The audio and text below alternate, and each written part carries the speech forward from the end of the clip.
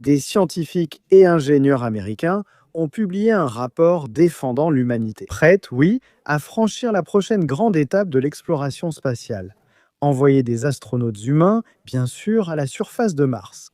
Le document affirme que le premier atterrissage humain sur Mars serait l'événement spatial le plus marquant depuis la marche sur la Lune il y a plus de 50 ans. À mon avis, il serait plus viable d'envoyer déjà des robots humanoïdes téléopérés par des humains depuis la Terre, puisque nous téléopérons déjà les robots qui s'y trouvent.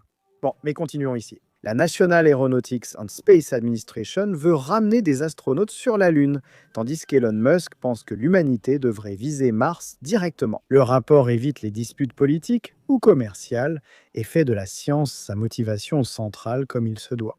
La principale raison est de chercher des signes de vie sur Mars, selon la professeure du Massachusetts Institute of Technology, Dava Neuma, coprésidente du comité. La question sommes-nous seuls dans l'univers persistera tant qu'il n'y aura pas d'exploration humaine sur Mars. Jusqu'à présent, la National Aeronautics and Space Administration a réussi à envoyer 5 véhicules d'exploration télécommandés sur la planète. C'est là que j'interviens. Au lieu d'envoyer ces rovers, je pense qu'il est temps d'envoyer des robots humanoïdes. Ils sont presque prêts. Il ne manque plus grand-chose, mais il est vrai que ces rovers ont élargi nos connaissances géologiques. Cependant, il y a des limites évidentes.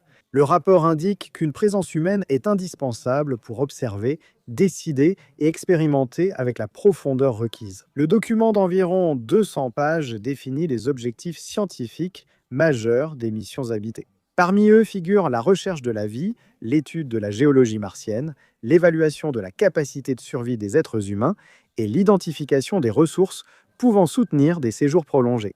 Les auteurs proposent une première mission humaine de 30 jours suivie de livraison de fret pour permettre d'autres missions jusqu'à 20 ou 300 jours